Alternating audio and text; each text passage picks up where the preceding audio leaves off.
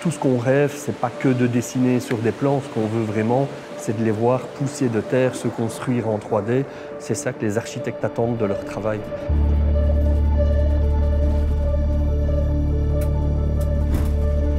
La pose de la première pierre, c'est une étape qui marque pour nous le démarrage du chantier. Donc pour les architectes, les ingénieurs et les constructeurs, c'est vraiment la pierre angulaire qui va marquer le début du chantier.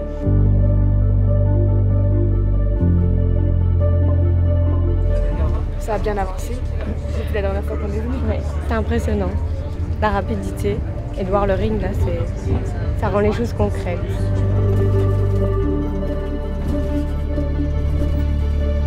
C'est ça notre temps.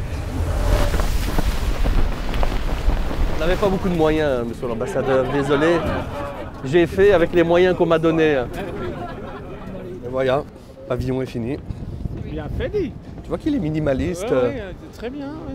Démontable, renouvelable, recyclable. C'est l'eau qui manque. Bon, on va en mettre.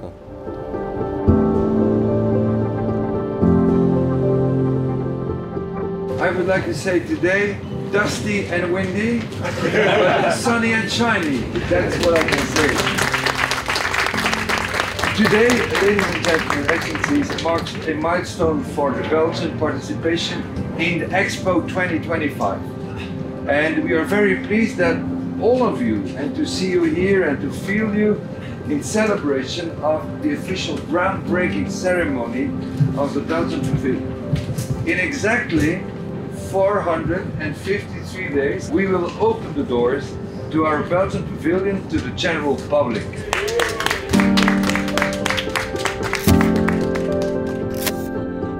C'était une cérémonie très symbolique, très ritualique. Un peu trop minuté pour moi, donc c'était vraiment hyper carré, c'était telle personne à telle place, pas autre part. Après, je m'attendais vraiment à quelque chose de plus spectaculaire, on va dire. Mais après, c'était quand même émouvant de voir que c'était la concrétisation de tous ces mois de travail. C'est quand même un moment particulier quand ça devient une réalité. Voilà, on est sur le site où ça aura vraiment lieu. Voilà, c'est une réalité, c'est sur ce terrain-là qu'on va commencer à creuser dans les semaines qui viennent. Et donc on va commencer à vraiment monter ce pavillon. On est un des premiers pays à avoir fait cette groundbreaking cérémonie. On peut être fiers de ça parce qu'effectivement, les timings étant serrés, les autres pays vont nous suivre. Même si c'est une petite cérémonie que l'on fait, c'est très symbolique, mais à la fois ça peut montrer de l'intérêt de sponsors, etc. pour le pavillon. Il ne faut pas lésiner sur ce genre d'événement. Non, vraiment, c'est important. Au nom du consortium, au nom de toute l'équipe d'auteurs de projet, on tenait particulièrement à remercier Belexpo pour cette charmante journée. Ça nous fait extrêmement plaisir, on sent vraiment la chaleur humaine et l'envie et la motivation de tout le monde à travailler sur ce projet. Et je souhaite déjà beaucoup de succès au projet. Santé à tous.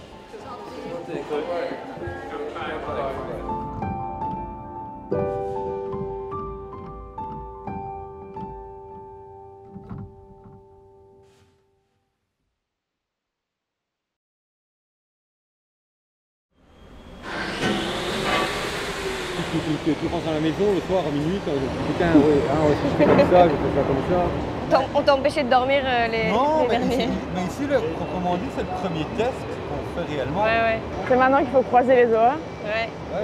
Si ça tient sur 3 fixations, Ouais, ça va bien.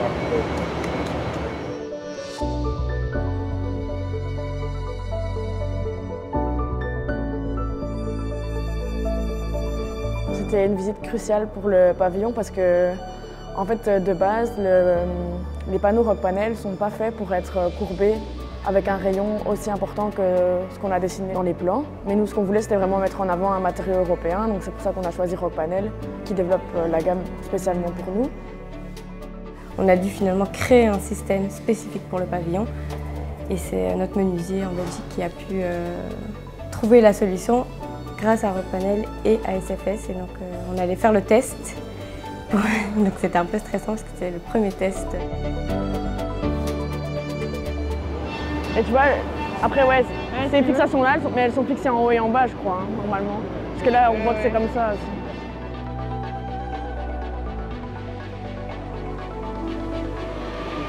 cool.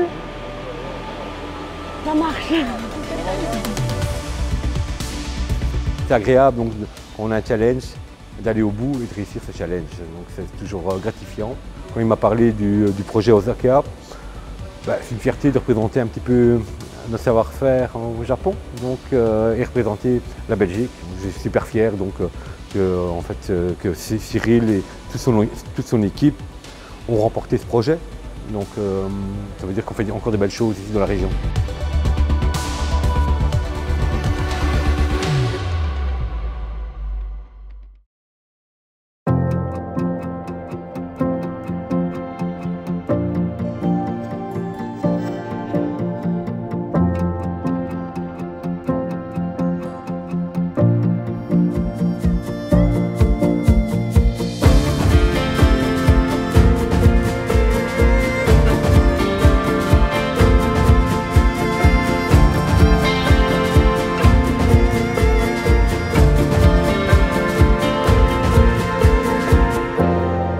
Le bâtiment de Louis Vuitton, on était assez contents de le voir en vrai, c'était par hasard qu'on est tombé dessus. Ce qui est marrant, c'est que ça fait partie de nos premières références pour la création du pavillon belge. Donc quand on a imaginé le pavillon sur le thème de l'eau, on a cherché des matériaux holographiques et on est très vite tombé sur la référence de Louis Vuitton qui est à Tokyo. Et donc c'était sympa parce que ça faisait un petit clin d'œil à la culture et à ce qui était déjà présent ici. Mais ça rendait mieux en photo qu'en vrai. Après, je pense qu'on a moins de recul aussi. Ça reste quand même très impressionnant. Ouais. Enfin, mais ici, ils ont l'art de faire des façades. On dirait que pour les façades, ils mettent toujours le moyen à fond. Ouais. Ils font dans le détail. Et puis une fois que tu rentres à l'intérieur, c'est bien aussi, mais on commence à voir les techniques. Alors les toits et les petites ruelles entre les bâtiments, là, c'est... Regarde, les joints, c'est du silicone. C'est tout mou. Ouais, c'est tout mou et c'est énorme. C'est pour ça qu'ils sont inquiets du waterproofing des Japonais. Et ils foutent du silicone dans tout. C'est super sale du coup. Oh, regarde les grilles de ventilation, ça c'est bien intégré. Vraiment, très très beau. Alors ça, on va pas laisser faire par contre.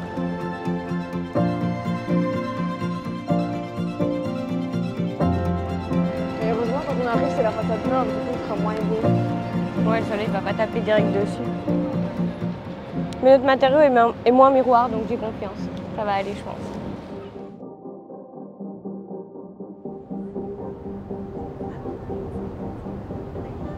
Belgium has been the second country officially to do groundbreaking ceremony in the expo site. The results, let's say, in the press are already very, very good. So this officially marks the start of the third phase of the project, so getting closer to construction. Those 2 days, please consider it as the best chance to speak openly and honestly about everything that is necessary to complete this phase, because we are doing really good and we want to keep the momentum. Travailler avec les Japonais, c'est compliqué, parce que je me rends compte qu'on est fort différents en Belgique et au Japon dans la façon de concevoir, la façon de faire, la façon de s'exprimer et la façon d'échanger. But you change every fiction of SFS because It's not the same principle. it's a question. Je pense que comme on n'a pas la même manière de voir l'architecture, d'office, ils font des changements sans vraiment se rendre compte que ça va être important pour nous. On ne travaille pas en parallèle sur deux solutions différentes, c'est pas possible. Tout le monde est en train de perdre son temps. On s'entend toutes les semaines au téléphone depuis des mois, et quand on découvre leurs documents avant la présentation aux clients, on se rend compte qu'ils ont encore changé des trucs, et limite, oui, ils disent même que ça vient de nous, quoi.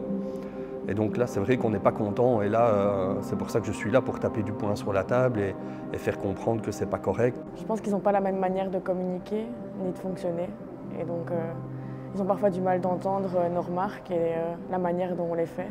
It's new thing for us. Yeah, we are just told from BCG. No, but okay.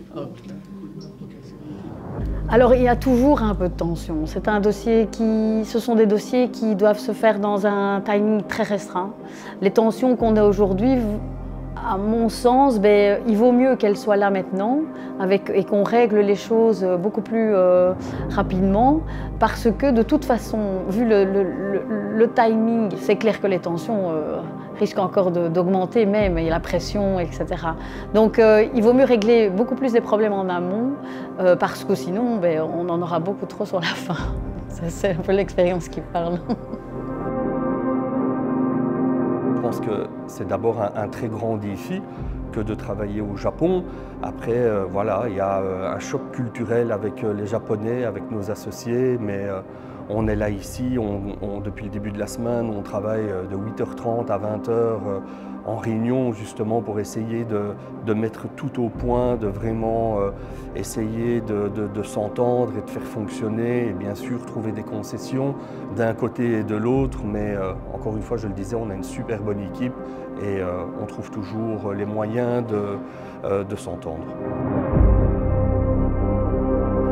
Je remarque que les Japonais ils sont quand même plus à l'écoute de ce qu'on dit, parce qu'au premier voyage ils n'avaient pas vraiment confiance en nous, donc Alexis et moi quand on disait quelque chose, les deux, on ne nous écoutait pas forcément, alors que là on voit qu'on arrive beaucoup plus à communiquer, notamment avec les architectes ici japonais, et on arrive beaucoup mieux à dialoguer et trouver des solutions ensemble, ils nous écoutent, donc le dialogue s'est amélioré je trouve.